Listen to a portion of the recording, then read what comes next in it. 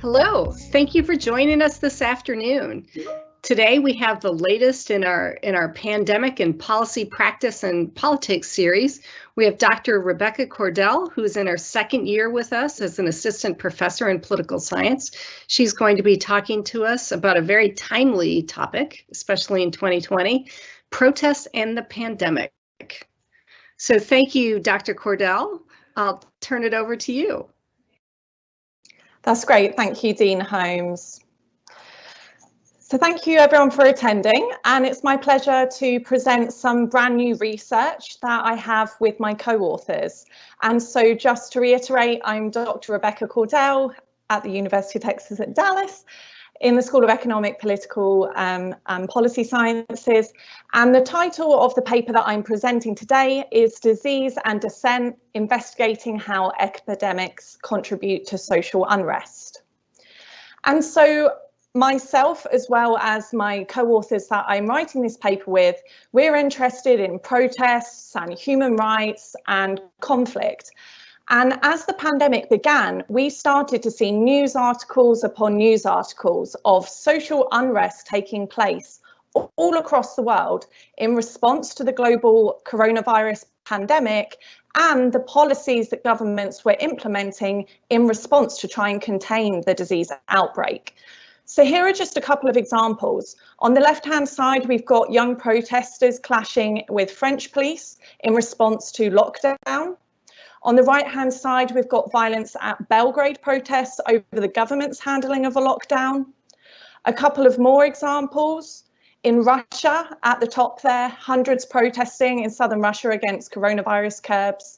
And on the bottom, we've got India. Migrant workers throw stones at police in India in protest against lockdown. And to take it from the world and zoom in to the US, we see many protests taking place on this topic as well. And so on the left-hand side, you've got a news article about armed protesters that stormed the Michigan Capitol to demonstrate against COVID-19 lockdown. And on the right-hand side, we've got protesters in Dallas. And so this is rallying for lifting all of the COVID restrictions on Texas. So we have many examples about this potential relationship between social unrest. So the research question that we have been developing and answering in our research paper is, do epidemics and pandemics influence patterns of social conflict and dissent in geographical areas that are experiencing disease outbreaks like coronavirus? The motivation for the argument of how epidemics and social unrest are linked is that the coronavirus pandemic has created these complex public health and political challenges for governments, and that the policies that governments implement in response of how to contain and stop the spread of coronavirus has prompted unrest in countries. The types of policies that have been implemented that have led to social unrest are freedoms of movement restrictions, freedom of assembly and economic interactions, those lockdowns, as well as more general resistance to the implementation of containment policies by governments and the individuals that are implementing these restrictions. And so whether that's agents at the local level or the government itself at the national level. And if we look at other epidemics, not just the coronavirus, we see that there are many historical examples of how dissent follows disease outbreaks. And here are just some examples about violent riots and conflict and protests that happened. Cholera in the 19th century, smallpox in the early 20th century, and Ebola in West and Central Africa in 2014. And there's many other examples of this relationship happening in the past and the present. And so the intuition between our theoretical argument of linking epidemics to social unrest is that there's a literature in political science and on conflict that I study, which is to do with exogenous shocks, environmental factors like climate change and natural disasters often influence socio-political conflict. And so epidemics are like these external shocks to domestic conditions that cause people to revolt, whether that's in protests or in riots. And these disease outbreaks are creating conditions that are conducive to an increase in social unrest.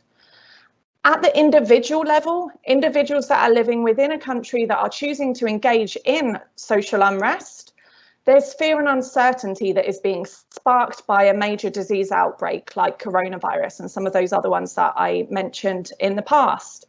Rapid spread of contagious diseases within a country and throughout the world creates fear and uncertainty in populations.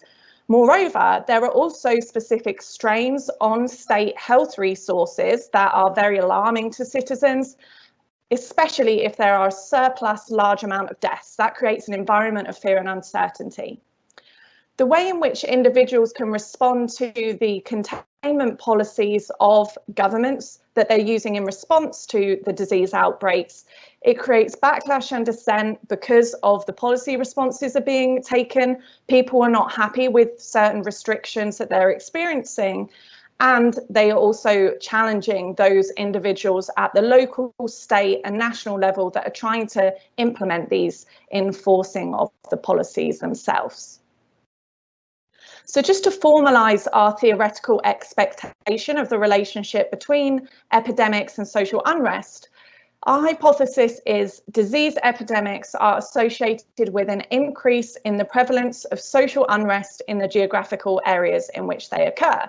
That is what we expect, and that is the hypothesis that we are going to test in our paper. So how do we go about measuring these phenomena, epidemics and social unrest, and how can we test whether there is a relationship there? So what we do is we zoom into a country and we analyse the relationship there.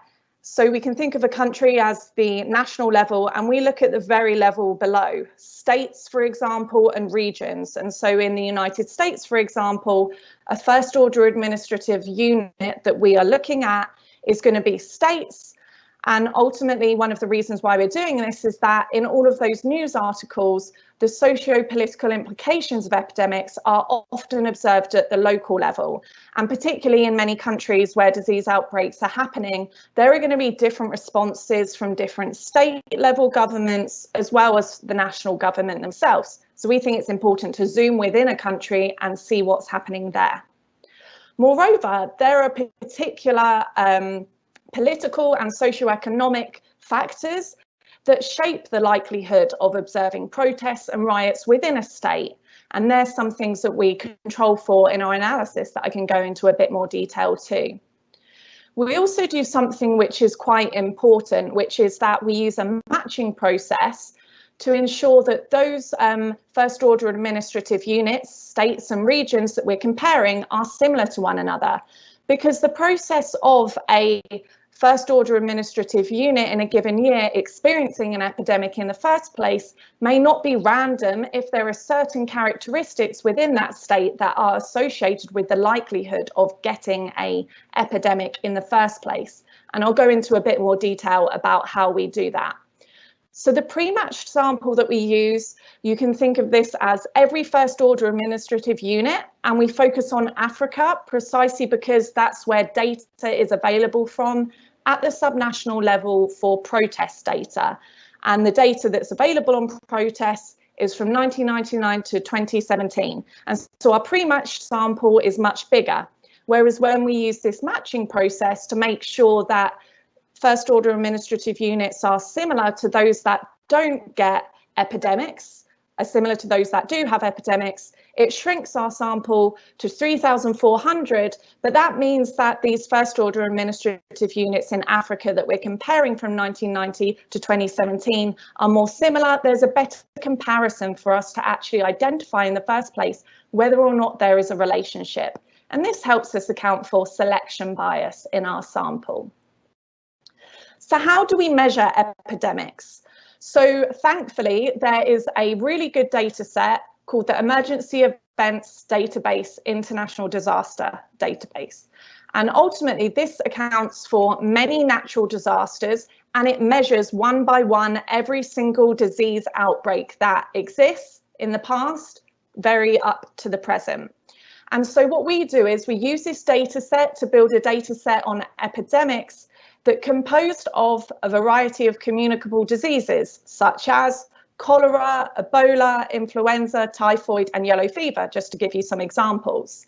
This data set on epidemics and disease outbreaks contains geographical information, which allows us to use it. We can zoom in a country and see where the epidemic is taking place at the subnational level.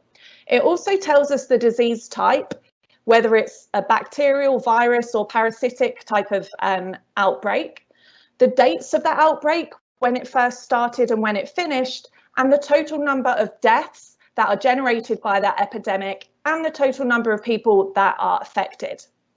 In order for a disease outbreak to get into this data set in the first place, these following thresholds have to have been met. First, either more than 10 people need to have died, or 100 more people need to have been affected, or the government has declared a state of emergency, or the government has called for formal international assistance. So we can think of this as being major disease outbreaks that we're including in our data for our analysis. So how do we go from that data set to a measure and a variable, our independent variable on epidemics, to look at the effect of epidemics on disease outbreak? So the first step was a big process. We had to geocode the entire data set of diseases, and all that's provided is a list of locations where that disease outbreak affected. So the first step was needing to pass many of these location names into individual locations so that we could then say where the individual locations are within those first order administrative districts within a country. We then had to find and use dictionaries of place names so that we could assign latitude, longitude coordinates, as well as borders and boundaries for these first order administrative districts to be able to say where those disease outbreaks are happening within first order administrative units. And so this was geocoding this data. We then took this data to create a very simple variable that is in our analysis we're testing for the relationship between epidemics and social unrest. Simply, is there a disease outbreak that took place within that first order administration in that unit year? This dummy variable is 1 if that is the case, yes, and 0 if that isn't the case, no. So moving on to the other side of the equation, social unrest data. How do we measure whether or not there were protests or riots taking place at the same time as epidemics? So for this, we use the social conflict analysis database, and this is an events data that includes all of the protests, riots, strikes, many other different types of unrest in Africa and Latin America. We decided to focus on Africa here, and that is why our sample that we're using to test our hypothesis is on Africa. This data set includes the name of the geographic location, again, so we can zoom into a country and say exactly what first order administrative unit these protests were taking place. It tells us the dates of when the protests or riots were. It tells us what type, was it a protest, was it a riot, etc. It tells us whether the government responded to those events with repression, etc. It also tells us something about the actor who is protesting, the issue, what are they protesting about, and the target, who is the event targeting, as well as the size, how many people were involved in this social unrest event. This data from the SCAD database on social unrest comes from web scraping and analysing newspaper reports from the Associated Press and the Agence de France Presse newswires, LexisNexis news service. So how do we go from this data set of social unrest to our dependent variable that allows us to test the effect of epidemics on social unrest? So the first step here again is a step where we have to join the locations of the epidemics to the social unrest data. And this involves merging two different data sets so that we can say they're taking place in the same space within the first order administrative unit. Fortunately for this data, there are already latitude and longitude coordinates for the unrest, for the events, and so we don't need to do that process. We can just merge those epidemics that we've just geocoded with the social unrest data. The variable that we create, our dependent variable, is a count variable. It counts the total number of social unrest events in a first order administrative unit in a given year. We aggregate demonstrations and riots for the first dependent variable, which is all unrest, and then we disaggregate them for the second variable, demonstrations, and the third variable, riots, to see if there are different effects of epidemics on non-violent as well as violent unrest. This is what the data looks like when we merge these two data sets. And so this here is a map of Africa, the first order administrative unit boundaries, 1990 to 2017.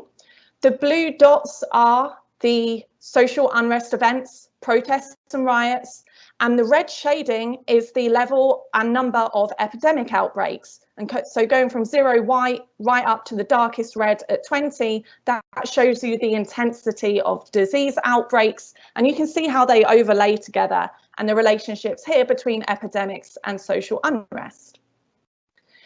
In order to test the effect of epidemics on social unrest, we need to make sure that we control for other explanations that may cause social unrest, riots and protests, and that may be correlated with epidemics, disease outbreaks. And so we include some control variables in our model at the local first order administrative unit level as well as the country level, just to pick out a few important ones. Population size matters for social unrest and epidemics, as well as level of GDP, the economy and development, whether it's a democracy or not, for example, but these are the total ones that we include. So the method, how we go about testing the relationship between epidemics and social unrest, we use a negative binomial model because when we look at the data set as a whole, all of the almost 22,000 first order administrative units in Africa from 1990 to 2017, most of them are zeros. That's to say most of the units, most of the years do not have a disease outbreak. And so we use this modelling strategy to account for the fact that there's not many ones and there's a lot of zeros. We also use this matching methods process, as I explained a bit earlier, where we ensure that some of the key differences between states that had epidemics and those that don't, that they're most similar on things that would be associated with the likelihood of experiencing a disease outbreak in the first place. And so just to give you a couple of ideas, some of those control variables I mentioned already, higher populations are more likely to have disease outbreaks, conflict intensity as well as economic development has been linked there. Democracies are better at responding to epidemics. And also evidence has been shown that the number of physicians, the number of doctors per 1,000 people can also be related to the epidemic too. And this matching process ensures that we now have two comparison groups, epidemics, no epidemics, that are similar on these important factors.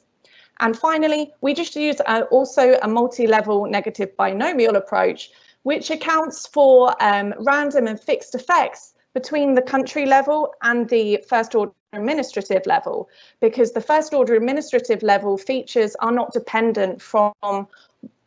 independent from the country that they're within. Those are linked, and that's a modelling strategy that we use to account for those nested versions of the data. So here are the results. We find that there is an effect, a significant effect between epidemics and social unrest. So let me just walk you through this figure. On the vertical axis, we have our variables. Epidemic is the top one that we're most interested in here.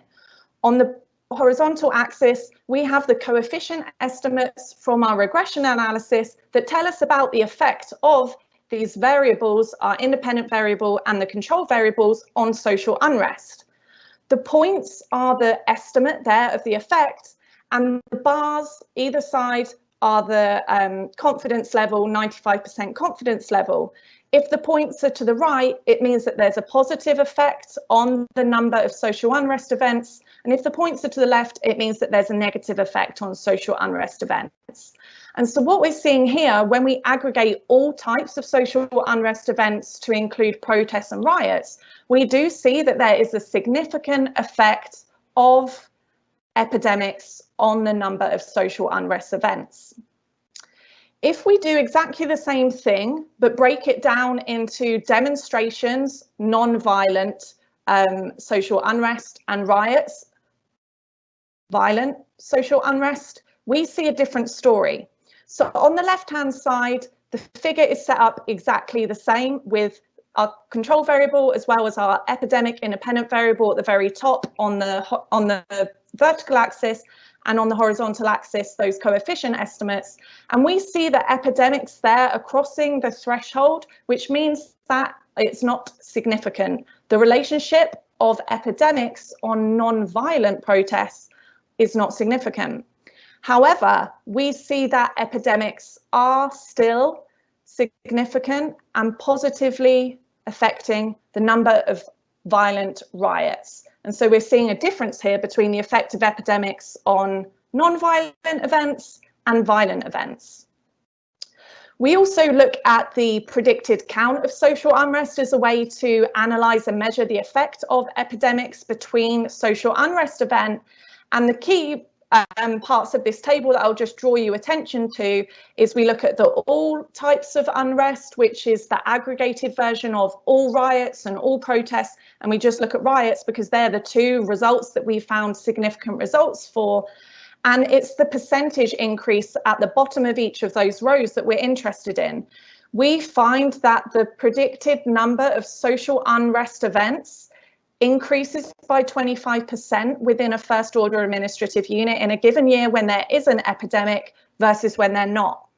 And on the bottom, we find a 35% increase in the number of riots when there is an epidemic versus when there's not in the first order administrative unit year sample that we're testing. So to conclude this analysis, we argue that disease outbreaks produce fear, anger, resentment, mistrust, and alienation among the population. And that anecdotal evidence in the past, as well as the present, all of the news articles we're seeing all the time about social unrest, suggest that the containment policies, the policies that governments are using to try and stem the spread of the coronavirus, as well as other pandemics, may induce backlash and spur dissent because people do not like them. The results that we test, so we're testing this relationship empirically using data. The results identify an important relationship between epidemics, the government policies that are being used to manage the disease outbreaks, and challenges to state authority from the government, from the population. The policy implications of this are as follows. So understanding how populations respond to disease outbreaks and governments' responses is important because it helps us determine the success of pandemic policies in the first place around the world and within the US. It's also especially important for us to know which ones are most effective and less likely to result in violent riots or all unrest, which is not good for a country, given the likelihood of experiencing future pandemics again. Future research, where do we go from here? We think it's important to examine the factors that are most conducive to social unrest. So which policies are most likely to lead to social unrest, protests and riots? Or which countries are more likely for that to happen? How much does government trust matter and support for the government, for example? And also we think it's important to explore the relationship between epidemics and repression. This is especially interesting for us as human rights research because we've also seen that governments around the world have been using the coronavirus pandemic as a way to repress individuals and restrict human rights more generally. So thank you for all of your time and attention there. I'll pass back to Dean Holmes and I really look forward to answering any questions that you have on this new research. Thank you. Well, thank you, Rebecca. That's a very timely research and very salient. I think before we have some good questions, but I want to just ask you just a question on how you came to this research project. Did this start? Is this a 2020 project that you thought about as we were seeing different types of protests from Black Lives Matter to Second Amendment and others? Is Is this research agenda a reaction to 2020? Yes, it is. And so ultimately, I think one of the really incredible things about being a researcher in political science and social sciences more broadly is that we have the ability to do research on current events, and that given that myself as well as my co-authors were interested in human rights and conflicts and protests, you know, that's what we do. And that ultimately these events of the coronavirus and the pandemic were showing us all of these types of processes that we're used to analysing. And we thought it was incredibly important to investigate whether or not there was a relationship there. That's just fantastic. I think once this is over, I have some data on Colombian protests, and maybe we need to work on something after this. But let me start with some of the questions from the audience. So we have one question. In other countries, was the handling of the pandemic or epidemic a centralized, uniform implementation of protective measures, so nationwide, or was it left to the states and local jurisdictions? And if they were left to states and local actors, did you see a differing pattern of unrest only where those protective measures were implemented? Yeah, that's a fantastic question. And so the ultimate answer is that unfortunately we don't have any robust data here on the responses that governments have pursued in response to coronavirus or epidemics more generally. And so what we're doing is we're building a theoretical argument between epidemics and social unrest without actually having data on government responses.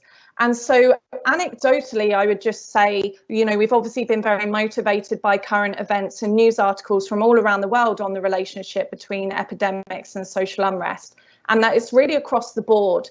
And so in our model, we importantly do control for federalism, which is whether a country has a federal system like the USA or not, more of a centralized government, because that's something that I think is very important in how governments are going to be able to respond. So if there's a federal system, perhaps it's more likely that there's going to be differences between states, how they are responding in the different policies, whereas in more of a centralized government, it's a decision that's coming maybe from more the national side.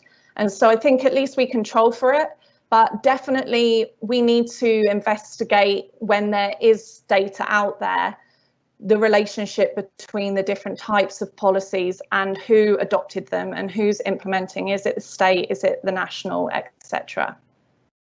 That's a really great question, and I think you'll be able to do some important extensions of this research in the future.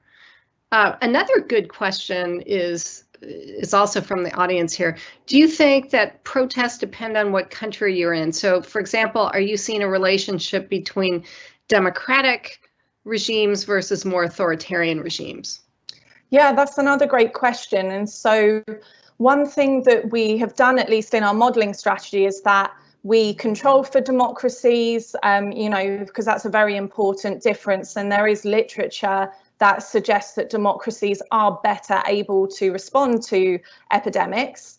And so we can imagine a situation where actually being a democracy is potentially worse for social unrest because they may be more strict and imposing rules that individuals do not like, and there's more backlash and dissent potentially there. Whereas on the other hand, we could also see autocracies, for example, dictatorships, where if they're responding so poorly to epidemics, that too can create backlash and dissent for different reasons. However, one thing that is very established as a result in conflict studies and research on human rights is that protests and social unrest are more likely to take place in democracies because individuals have the ability to protest freely and engage and voice their grievances. There are the democratic institutions there to be able to do that. Whereas in autocracies, it's a lot more costly. They can be met with repression. So at the individual level, they're not going to be wanting to do that. It's very costly if you get involved with a protest there. We actually also tested an interaction between whether an epidemic and being a democracy mattered. to look at that. And we also did an interaction between whether a government was considered an effective government by the population. So government effectiveness, that's a perception measure. And again, we interacted with that to see if are individuals responding more in places where they expect the government to do a good job because they're used to the government not violating their rights and responding well to these policy disasters. But unfortunately, we didn't find any empirical evidence for that. So it's definitely something we've explored.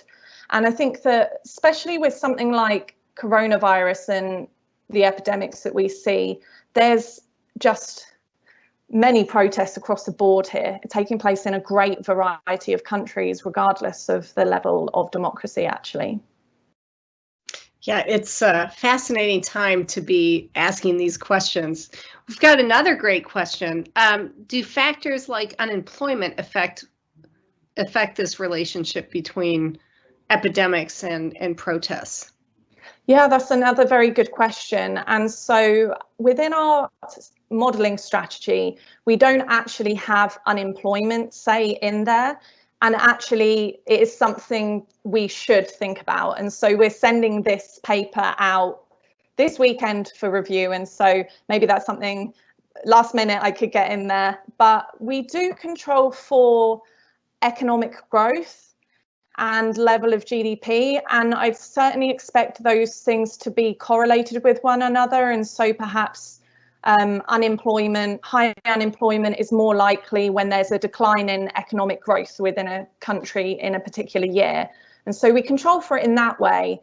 But I think that interestingly, we did also see a lot of protests during the pandemic. And one of the questions is, many more people were not at work. They were able to engage in protests. And is that a factor as the audience is suggesting, relating unemployment, people able to engage in protests and maybe even protesting about low unemployment rates as well, low lack of jobs?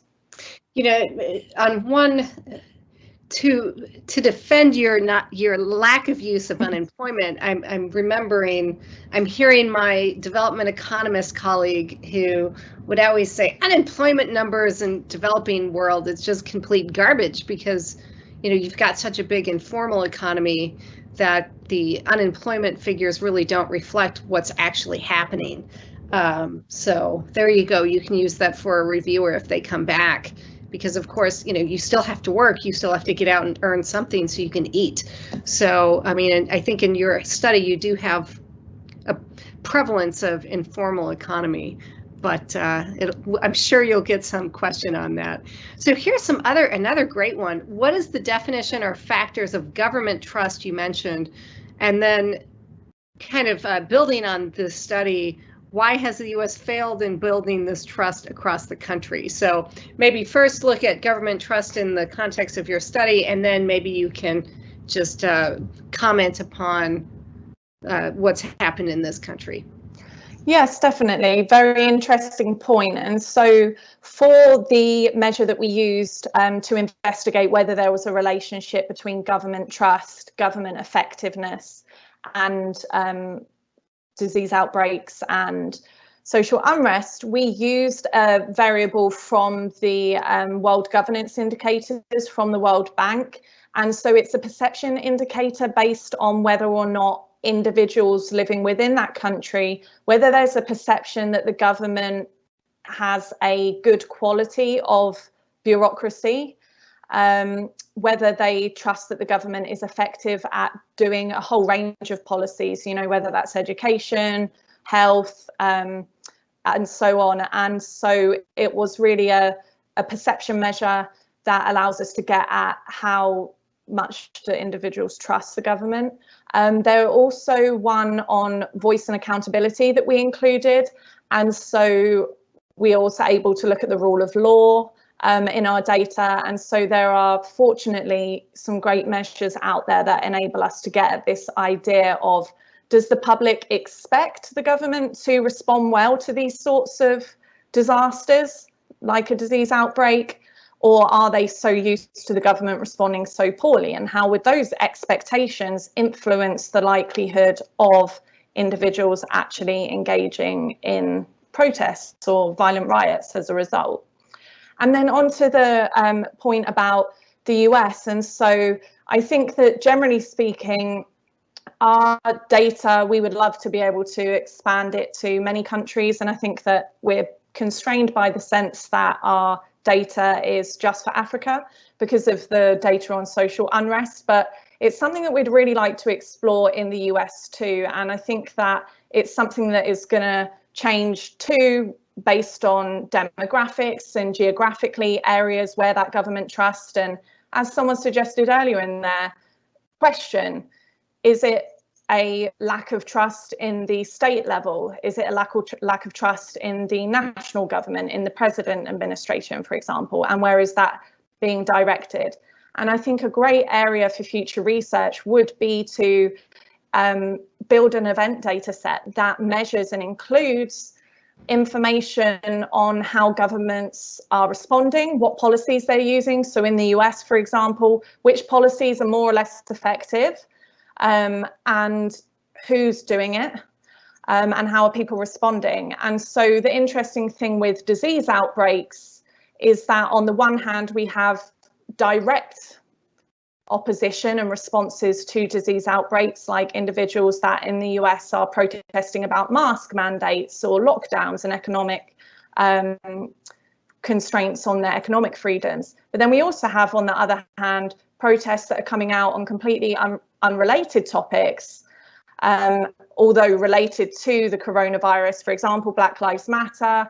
And so something like that, we are arguing there's more of an indirect relationship whereby pandemics and epidemics kind of expose a type of view of the government and make them vulnerable in a time of fear and anxiety and uncertainty that make individuals more likely to engage in social unrest on different topics, but the grievances come up in a similar way between that relationship between disease epidemics and social unrest.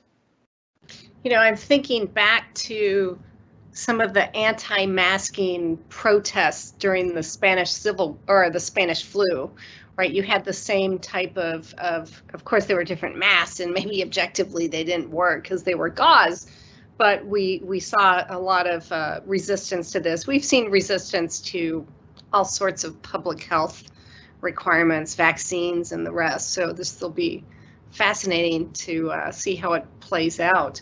So one other question we have is, do all disease types or do all epidemics generally lead to protest? Or are there certain types of epidemics that we tend to see a stronger relationship? Yes, that's a very good question. And one thing that fortunately the data set actually allows us to do is to break down the type of disease. And so not only can we, in that disease data set that I was talking about, the disasters data set, we can break it down to what is the actual name of the disease. And so we could look specifically at Ebola or specifically at cholera, for example, and compare. We could also compare the number of fatalities. And so does it matter that a disease outbreak is a bigger one, a more damaging one than one that doesn't have as much effect? And we too can compare between ones which are passed through virus, bacteria, parasites, and do all of these types of breakdowns and examine the different types there. And so one of the things that would be extension for future research, you know, in our measures, we've bundled everything together in order to try and understand. And one of the reasons why we do that is because of the sheer low percentage of disease epidemics in our data. And so, as I mentioned before, in our modelling strategy, you know, there's a huge amount of zeros. Most first order administrative units in our data set don't have disease outbreaks every year. And so we wanted to kind of include as many as possible so that we could be able to analyse that relationship. But it is a really important factor that I think we should look at. And I think that that's something that could be paper number 2, perhaps, on this topic. Interestingly, there are some types of disease outbreaks in there that aren't included. And so we can think of the data set that we use on disease outbreaks as being kind of severe, big disease outbreaks that happen, major outbreaks that happen quickly, and the effects are short-term, quick when they start. However, something like HIV isn't included. And one of the arguments as to why that's not included is because it's of the type of disease where the effects are longer over time. And so I think that would be interesting too, you know, anecdotally, just like how we saw, have seen protests throughout history on diseases, we did see protests in the US on the government's response to HIV, particularly from individuals in the LGBTQ community. And so I think that would be something interesting, you know, extend our data there. Unfortunately, though, that data isn't available at the subnational level, and it's only available at the country level. But it's something that both myself and my co-authors have discussed before, which is that, you know, we could look at this at the country level for different types of diseases and break things down there and look at the effects, which I think would be important and would allow us to say that the relationship is robust between different types of epidemics rather than being associated perhaps just with, you know, more severe types of disease outbreaks. Absolutely. I mean, as somebody who likely suffered from cholera after visiting Nicaragua in the past, yeah, the type of outbreak definitely, I think that's a good thing to run and run to ground, because, you know, some of these things hit hard and really lay you out for a bit, and it would affect your ability to go protest. Anyway, there's another good, pretty detailed question. I think John Taden came back and said this was his. So he says, your model appears to exclude all protests that could be explained by control variables. So the remaining protests are caused by disease outbreaks, or are the remaining protests caused by disease outbreaks? So I guess the question is, which is it the chicken or the egg? Do you see a direction to the relationship? It's a very good question. So ultimately, we're seeing more the disease outbreaks are causing social unrest. However, we of course cannot exclude when they take place. So in our data set at the moment, we have it just by year. One thing we could do is we could turn it into monthly data, or even I think it's just monthly data is the lowest that we could do. And so we could then really be able to actually say, did the disease outbreak happen first and then the protest, rather than it being actually it's happened the other way around and it's just taken place within that year. And so it's not something that we do in our analysis, but it's something that we certainly could do by breaking it down monthly, because both the disease data and the social unrest data, they have the dates, the months of the events. And so that's certainly something that we can compare and something that's important. And another thing that we could do is in the social unrest data, or the protests and riots, it also tells us the issue. Typically, is it an economic issue, political, is it an ethnic grievance, and so on. Unfortunately, there's not the specific title of, was this even related to a disease outbreak in the first place? That isn't something that we can be so specific on in the data. But I think that's an area, certainly for future research, to identify that and to be more specific. And we could at least try perhaps matching our social unrest events to the type, and just, you know, at least try and exclude those types of protests and riots that really do not have anything to do with social unrest events. And so whilst we certainly see this overall effect, and we try and control for as many things as possible at the subnational level and the country level that would presumably affect and be correlated with both social unrest and epidemics. So whilst we, I think, cover that base, it's something important, as you're suggesting, that I think we could get at by new data. And hopefully that's something that someone else is working on, or that could be a project in the future. You know, another question that builds on this is, do you have the ability to see what kind of demands that are being made in these protests to see if they're related to the epidemics, or do you see evidence of, say, maybe some of the stresses that are a result of these epidemics that just spread to other issues and just raise anger and discontent generally? Yeah, and so in answer to that question, which is a very good one, the argument that we are proposing is that epidemics can affect social unrest in a direct way, whereby people are literally getting involved in protests and riots as a response to the government policies on the disease and trying to contain it and contain the spread, and individuals feeling like that's a violation of their rights. But then we also have the more indirect mechanism, which we argue is important too, which is that disease outbreaks and more generally crises of any kind, whether that's climate change, natural disasters, or other types of events, that it produces these conditions that are conducive. It makes people anxious and fearful. It highlights problems that may already be there, provides an opportunity for individuals to engage too. And so that more indirect argument is something that more in the years where there is an epidemic outbreak within those first order administrative unit, provides those conditions of fear, uncertainty, anger. Groups may be more able to gather if there are not, say, obviously the important point, which is there may be restrictions on people actually getting together. And so maybe it's also to people that are less risk averse, more willing to go out there and protest during a disease outbreak. So again, it's something that we need to do, and we at least control for a couple of explanations that are important here. So we control for whether or not there is a excluded ethnic group within that subnational and administrative unit.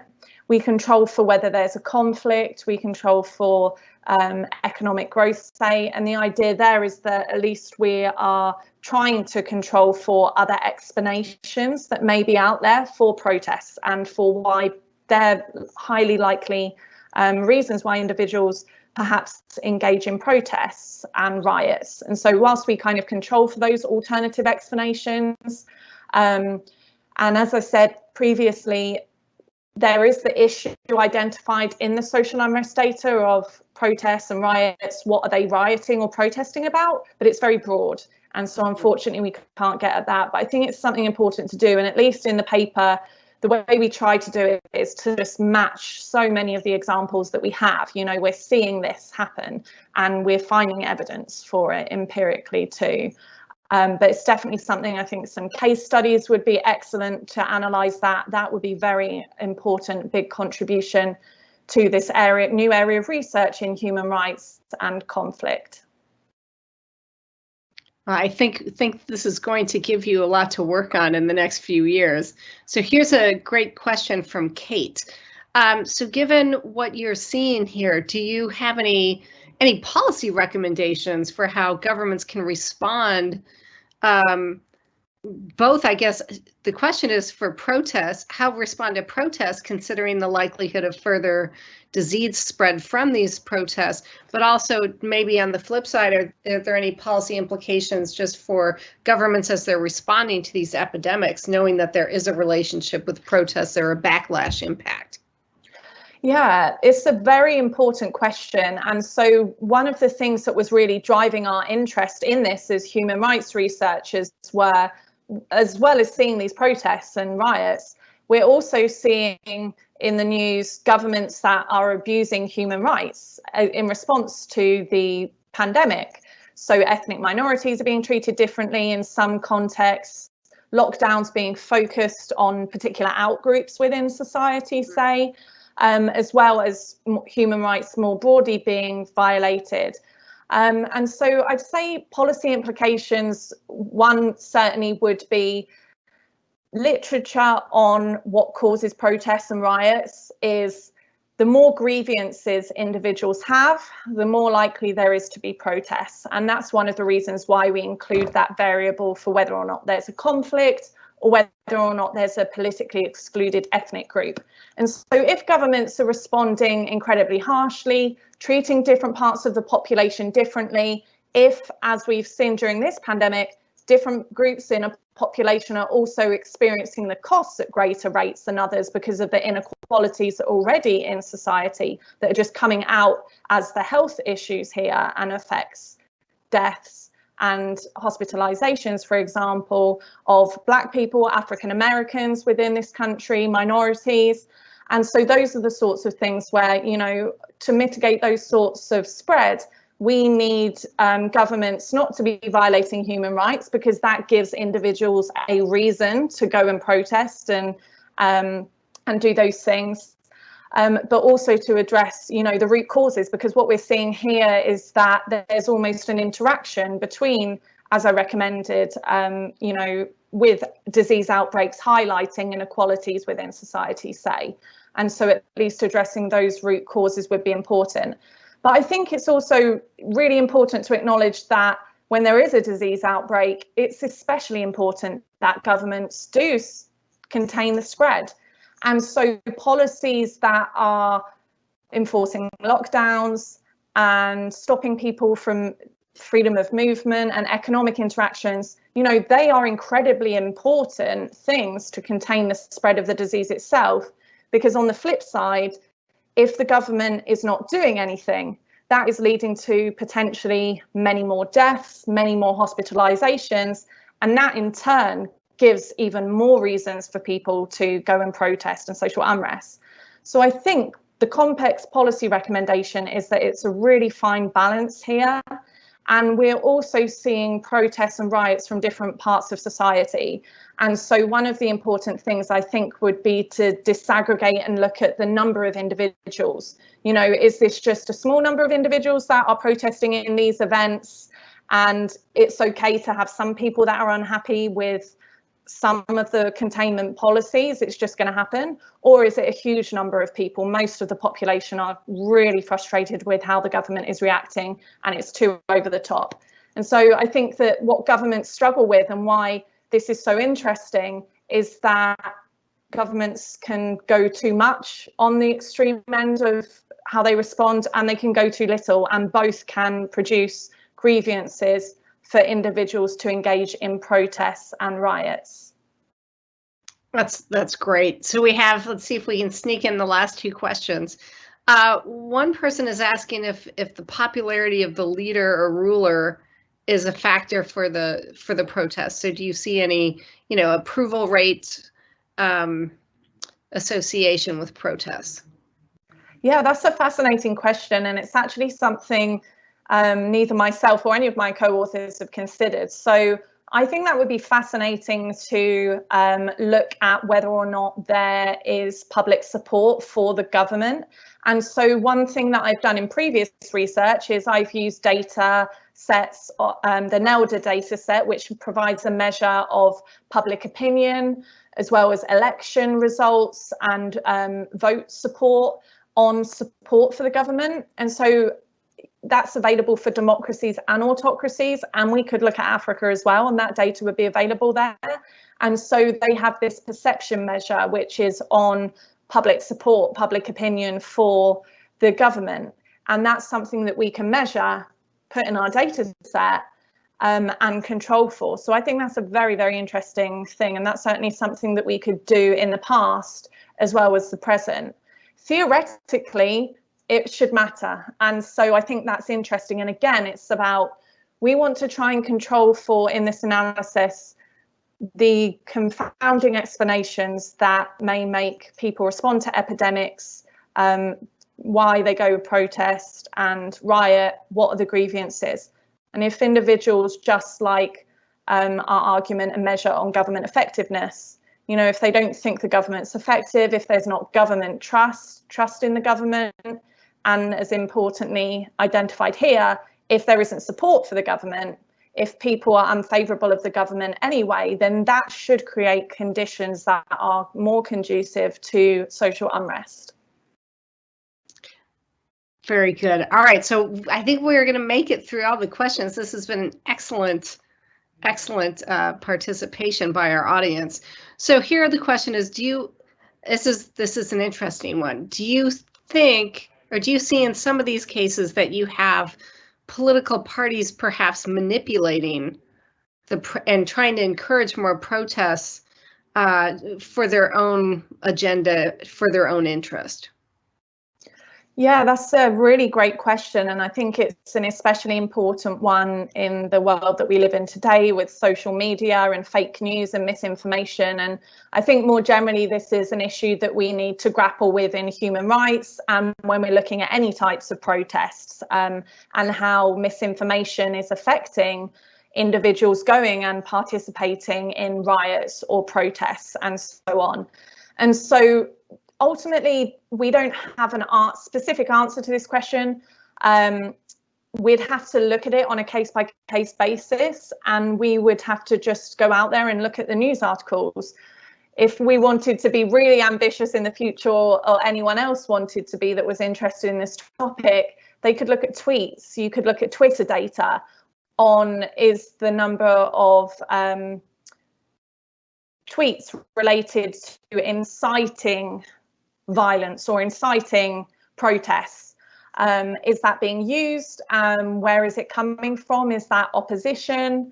How is that leading there? And who is doing that? Is that foreign influence? What's going on? And so I think it's definitely an area for future research that would be very interesting to analyse. Not something we're able to get at in this paper, unfortunately.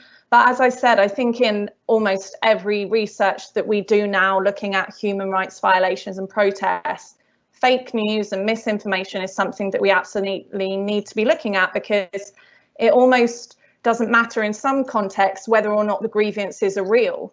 And so whilst we want to be able to measure grievances through things like unemployment or GDP growth, or whether there's ethnically, politically excluded group, actually whether or not there is, in some circumstances, doesn't matter. It's just whether people believe that there is. That's what matters. And that's where I think this research and new frontier on fake news, how that misinformation is affecting human rights and social unrest, is a very interesting and important topic for conflict researchers to tackle.